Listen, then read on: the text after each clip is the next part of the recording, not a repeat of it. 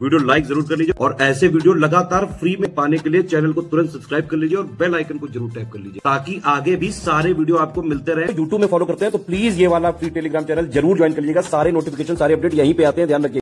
इस वीडियो में हम लास्ट 25 डेज़ की स्ट्रैटेजी की बात करेंगे जो आपका एग्ज़ाम ईपीएफओ का होने वाला है। तो एग्ज़ाम की डेट आपकी 2 जुलाई है। देखिए 2 एग्ज़ाम है। पहले मॉर्निंग सेशन में आपका ईओ का एग्ज़ाम होगा जो कि लेवल 8 का एग्ज़ाम है। फिर लेवल 10 एपीएफसी का एग्ज़ाम है जो आफ्टरनून में है। अब देखिए कैसे स्ट्रैटेजी रखनी है। आप सभी ने कम से कम वीक रीडिंग लगाई होगी, एक बार कम से कम सिलेबस पढ़ा होगा, ठीक है। तो आप अभी देख सकते हैं कि जो आखिरी के 25 से 28 दिन है उसमें कैसे अप्रोच लिया जा सकता है, ठीक है। मैं ये बताने की कोशिश कर रहा हूँ, थोड़ा ध्यान से देखिए, समझ लीजिए, है ना। वैसे भी आपकी तैयारी हो रही होगी, बट एक कैसे उस तैयारी को एक फिनिशिंग दे सकते हैं, कैसे उसको एक अच्छा मुकाम दे सकते हैं आखिरी में, उससे एक बार समझना ज़रूरी है। देखिए कुछ चीज़ें हैं जो प्रैक्टिस बेस्ड है, ठीक है। प्रैक्टिस बेस्ड से क्या मतलब है मेरे कहने का कि कहीं पर आपको डेली काम करना है, उसे एक बार लगा के नहीं होगा। जैसे आपका इंग्लिश है, ठीक है, जनरल मेंटल एबिलिटी है, ये चीज़ें ऐसी है ना जैसे जिम करने जैसी होती हैं कि आप एक दिन करके इसे मास्टर नहीं कर सकते। आपको हर दिन थोड़ा ही करना होगा, बट डेली करना होगा। आप आधा घंटा लगा दीजिए या 40 मिनट लगा लीजिए, बट डेली करिए। अब यहाँ पे डिपेंड करता है कि किसकी स्ट्रेंथ है, किसकी वीकनेस है। मान लीजिए किसी की इंग्लिश और जनरल मेंटल एबिलिटी स्ट्रेंथ है तो वो अपने अकॉर्डिंग टाइम कम कर सकता है। किसी की स्ट्रेंथ नहीं है, उसे टाइम ज़्यादा लगाना चाहिए, ठीक है। तो यहाँ पे 45 मिनट से आप बिल्कुल ये मत समझिए कि सबके लिए 45 मिनट है, नहीं, ऐसा नहीं है। यदि किसी को लगता है कि उसको टाइम ज़्यादा देना चाहिए, अपनी स्ट्रेंथ और अपनी वीकनेस के हिसाब से वो दे सकता है। किसी को 2 घंटा तक भी देना है तो वो दे सकता है, क्योंकि ये देखिए बहुत हाई यील्डिंग टॉपिक है। यहाँ पे जो भी कुछ आएगा ना, वहाँ से आप काफ़ी अच्छे मार्क्स ले सकते हैं, क्योंकि यहाँ पे ऐसा नहीं होने वाला कि कोई सब्जेक्टिव आपका चेक होगा, नहीं। आपका ऑब्जेक्टिव है, आपका चेक, आपका आंसर आया तो आंसर है, करेक्ट है, वो कोई काट नहीं सकता उसको, है ना। यहाँ पे आरओआई भी अच्छा है, तो यहाँ पे आप फोकस कर सकते हैं। तो पहली बात ये है कि जो प्रैक्टिस बेस्ड है उसमें इंग्लिश और जनरल मेंटल एबिलिटी आते हैं। इसमें अपनी स्ट्रेंथ वीकनेस के हिसाब से आप 45 मिनट से लेके 45 मिनट पर सब्जेक्ट बोल रहा हूँ, तो मतलब 1.5 घंटे से लेके 2 घंटे तक आप इसमें यहाँ पे लगा सकते हैं। सेक्शन 2 की बात करें, दूसरे पार्ट की बात करें, यहाँ पे कुछ चीज़ें ऐसी हैं जो रिवीजन बेस है। और रिवीजन बेस का मतलब वही है कि मैं बात कर रहा हूँ जीएस की, ठीक है। तो जो जीएस वाले सब्जेक्ट है, जैसे इंडियन फ्रीडम स्ट्रगल है, मतलब मॉडर्न हिस्ट्री की बात कर रहा हूँ, उसके बाद पॉलिटी है, इकोनॉमी है, साइंस है, आपका करंट अफेयर है। अब ये जो सेक्शन है ये आपके 5 सेक्शन है, ठीक है। इसमें एवरेज आप पकड़ लीजिए, कोई फिक्स नहीं है, बट जो पीछे देखा गया एग्जाम्स में लगभग 50 सवाल बनते हैं ऐसे, है ना। अब 50 सवाल एक अच्छा वेटेज है। और मान के चलिए कि जितने भी पेपर हुए हैं यूपीएससी के, ईपीएफओ के, वहाँ पे देखा गया है जीएस का ही वेटेज सबसे ज़्यादा स्ट्रॉन्ग रहा है। आप डिफ़िकल्टी लेवल भी ले लीजिए और एग्जामिनेशन निकालने में जो सबसे बड़ा फैक्टर आखिरी में निकल के आया वो जीएस के सब्जेक्ट थे। जनरली लोग क्या समझते हैं कि जो एग्ज़ाम है वो आपका इंटरेस्ट, आपका आईआर पूछेगा, ठीक है, लेबर लॉस पूछेगा, अकाउंटेंसी पूछेगा, नहीं वो पूछता है, बट बहुत कम पूछता है, ठीक है। बहुत ऊपर लेवल का पूछेगा। जो इन डेप्थ पूछा जाएगा ना, काफ़ी डेप्थ में पढ़ना है ना, स्पेशली एपीएफसी के लिए, तो वो जीएस के सब्जेक्ट ही हैं। यहाँ पे 50 सवाल का वेटेज बहुत स्ट्रॉन्ग है और ये सवाल भी अच्छे स्तर के होते हैं। तो यहाँ पे आप ऐसा कर सकते हैं कि 25 दिन में आप बांट लीजिए कि इसमें 2 और 3 सब्जेक्ट जो भी आपको लेने हैं वो पहले 15 दिन में आप कर लीजिए, ठीक है।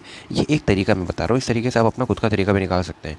ये एक ठीक तरीका है। यदि आप ऐसे अप्रोच करेंगे तो भी ठीक है। तो पहले 2 दिन में ही करेंगे तो आप 7 दिन 8 दिन करके कर सकते हैं, ठीक है।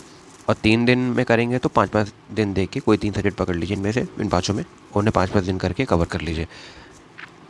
अब देखिए ऐसे कर सकते हैं या रिमेनिंग 10 दिन में कर सकते हैं, डिपेंड करता है आपको जैसा करना है। इसमें आप अपने हिसाब से बैठा लीजिए कि आपको पहले 25 दिन में, मतलब पहले 25 दिन में पहले 15 दिन कैसे करना है, आखिरी के 10 दिन कैसे करना है। जो भी 3 सब्जेक्ट आपको लग रहा है वो उठा सकते हैं।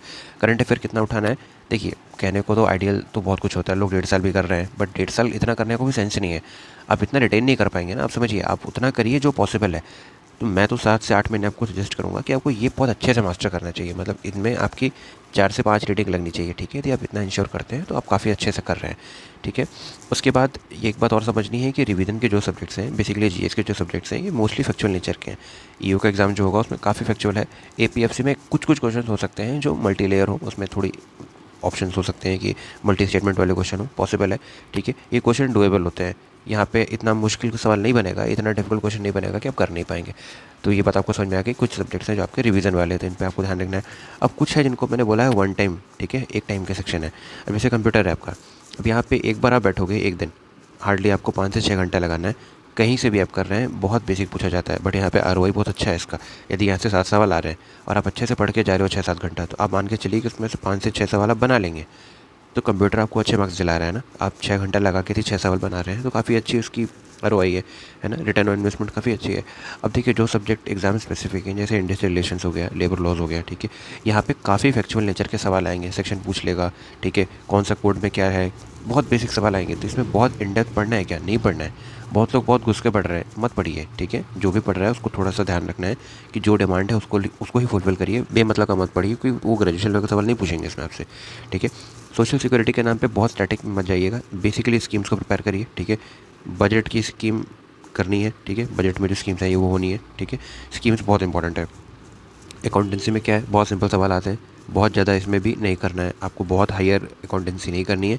बेसिक NCERT जो 11th-12th की है उसमें जो कीवर्ड्स हैं वो आपको क्लियर होने चाहिए। उससे ज़्यादा अगर बहुत मुश्किल पूछ लेंगे तो देखिए बहुत मुश्किल तो किसी से नहीं बन पाएगा, है ना। बट उतना करके जाइए जो पूछा गया है, जो अभी 2-3 एग्जाम हुए हैं उनमें जो मैक्सिमम चीज़ें पूछी गई हैं उससे फोकस करिए, ठीक है।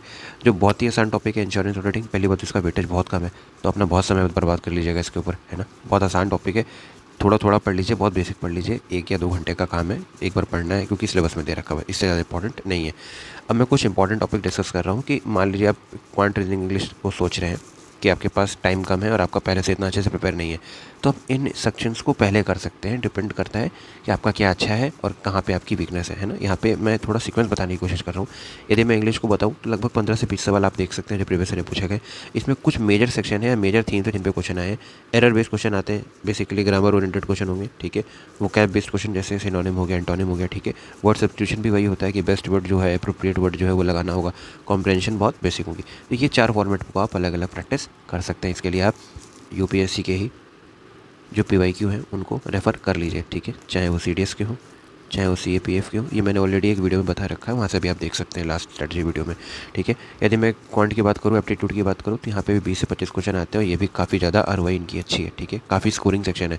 अब यहाँ पे आपको क्या सब कुछ करना है, नहीं सब कुछ नहीं करना है। कुछ टॉपिक हैं जो बिल्कुल मस्ट है, इनको कर लीजिए, है ना। इनके अलावा जो आ रहा है उनको भी रहने दीजिए, क्योंकि आपका यदि कुछ नहीं प्रिपेयर है तो इतना तो प्रिपेयर होना चाहिए मिनिमम, ठीक है। पहले परसेंटेज कर लीजिए, रेशियो कर लीजिए, एवरेज कर लीजिए, ठीक है। उसके बाद नंबर सिस्टम पे आ जाइए। इसमें जो LCM HCF है ये आसान टॉपिक है, यहाँ से सवाल बनता है, तो ये आप कर सकते हैं, ठीक है। उसके बाद प्रॉफिट लॉस लगा लीजिए कि प्रॉफिट लॉस आपको बहुत आसान लगेगा। यदि आपने परसेंटेज कर लिया तो लगभग सारे कॉन्सेप्ट उसके यूज़ हो जाते हैं, ठीक है। मेंसुरेशन बहुत आसान है। इसमें सबसे पहला काम क्या करना है, आपको सारे फॉर्मूले पता होने चाहिए। अब यहाँ पे केवल 2D देख के जाइए।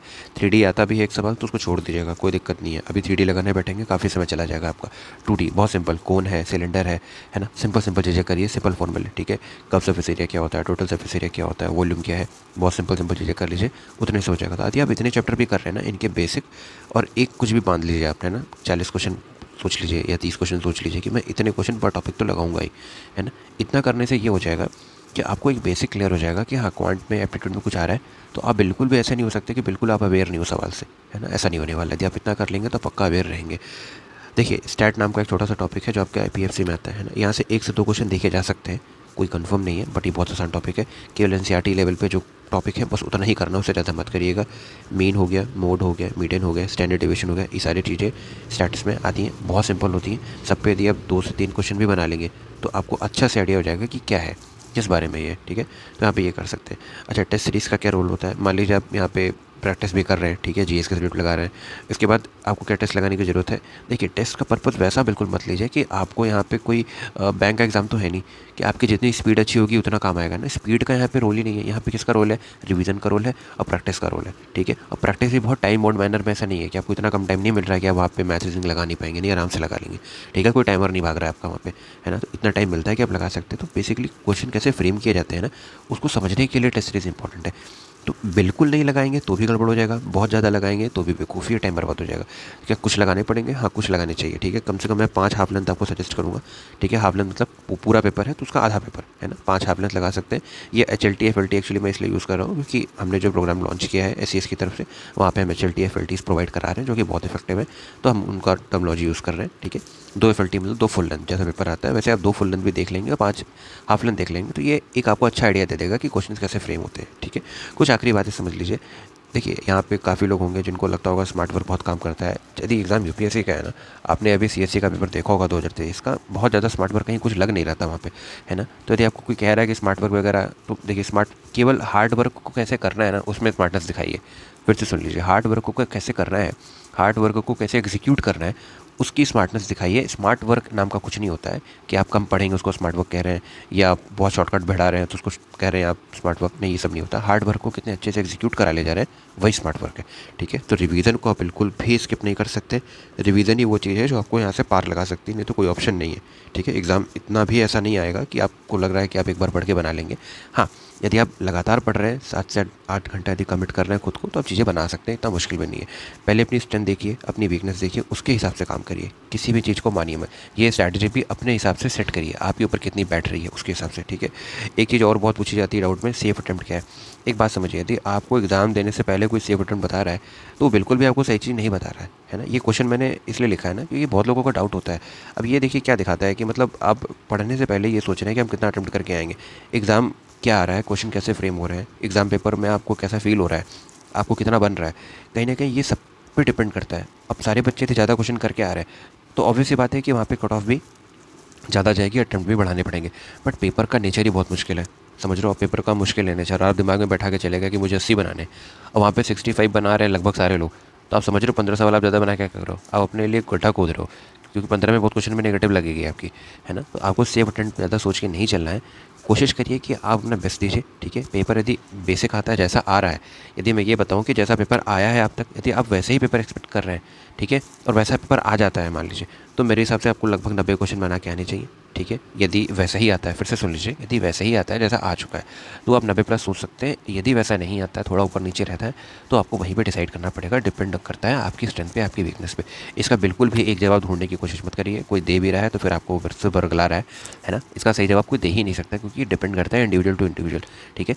ये कुछ बातें थी, आपको ध्यान रखनी है। अच्छा, अब यहाँ पे कुछ लोग हो सकते हैं जिनको लग रहा हो कि मैं अभी भी प्रिपेयर नहीं हूँ, ठीक है, बट क्या ऑप्शन है करने का? बिल्कुल है, ठीक है। देखिए एग्ज़ाम तब तक लगता है जब तक उसमें कोई स्ट्रैटेजी न लगाए, कोई इसमें गाइडेंस ना हो, ठीक है। बट आपको कोई गाइडेंस दे दे, आपको कोई बिल्कुल सेट मटेरियल दे दे, आपको कोई बता दे कि हाँ यहाँ से क्विज लगाना है, यहाँ से पढ़ना है, यहाँ से चीज़ें करनी है।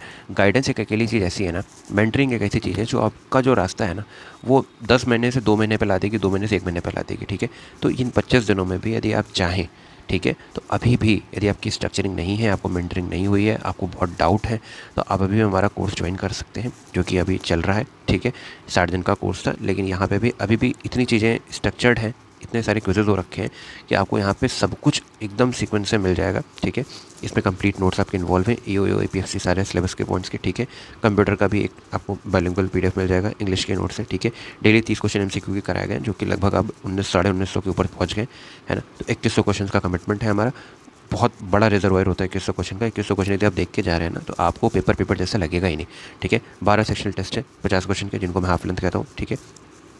10 फुल लेंथ है, ठीक है। इनका बहुत बड़ा इस्तेमाल है, इनसे आपको पता चल जाएगा, इनको यूज़ करके आपको पता चल जाएगा कि क्वेश्चन कैसे फ्रेम होते हैं, ठीक है। फ्रेमिंग समझ में आ जाएगी। मैथ्स रीजनिंग की प्रैक्टिस PDF है, ठीक है। इसके अलावा आप ग्रुप में पूरे टाइम गाइडेंस अवेलेबल होती है, ठीक है। कहने को 6 घंटे का हॉल टाइम है कि 6 घंटे में आपको रिवर्ट कर दिया जाएगा, लेकिन यहाँ पे जो लोग हैं, जो भी जानते हैं, ठीक है, वो जानते हैं कि बहुत जल्दी आपको गाइडेंस मिल जाती है, बहुत जल्दी आपको एक्सप्लेनेशन मिल जाता है, डाउट आपका बहुत जल्दी रिजॉल्व कर दिया जाता है, ठीक है। तो कंटिन्यूस हैंड होल्डिंग है, ठीक है, पूरे टाइम गाइडेंस होती है, आपके डाउट क्लियरेंस है डिस्कशन ग्रुप के थ्रू, ठीक है। तो यहाँ पे आपको कोई भी ऐसी दिक्कत नहीं होने वाली कि आपको समझ में नहीं आ रहा है तो आप पूछ नहीं सकते हैं, आपको कुछ दिक्कत है, कुछ और दिक्कत है तो आप पूछ नहीं सकते, सब्जेक्ट से रिलेटेड दिक्कत है, स्ट्रैटेजी नहीं समझ में आ रही है, कैसे करें, ठीक है, कैसे नोट्स बनाएं, 1 पेज नोट्स कैसे बनते हैं, ठीक है। ये सब चीज़ें बहुत अच्छे से डिस्कस हुई है, कुछ इंडिविजुअल स्ट्रैटेजी डिस्कस हुई है, टॉपिक वाइज PYQ डिस्कस हुए हैं, ठीक है। तो अभी भी यदि आपने नहीं पढ़ा है, आपको लगता है कि आपको एक स्ट्रक्चर चाहिए, एक मेंटरिंग चाहिए, एक सीक्वेंस चाहिए ताकि आप आखिरी में कर लें, तो आप इन नंबरों पे बात करके, ठीक है, यहाँ पे नंबर्स लिखे हुए हैं, यहाँ पे बात करके आप कोर्स ज्वाइन कर सकते हैं, ठीक है। यहाँ पे यदि आप इसे स्कैन करेंगे तो ये आना चाहिए, पेमेंट करने से पहले देख लीजिएगा, इसे स्कैन करेंगे तो ये आना चाहिए। तो ये हमारी साइट से था एक लास्ट 25 डे का स्ट्रैटेजी, इसे आप देख लीजिए, समझ लीजिए इस वीडियो को, ठीक है। यहाँ पे आपको काफ़ी बेहतर तरीके से बता दिया गया है कि कैसे आप आखिरी में अप्रोच कर सकते हैं। इस तरीके से आप यदि करते हैं तो आप 25 दिन में जितना हाईली इफेक्टिव तरीका हो सकता है उसमें आप सब कुछ एक बार कर लेंगे, ठीक। All the best.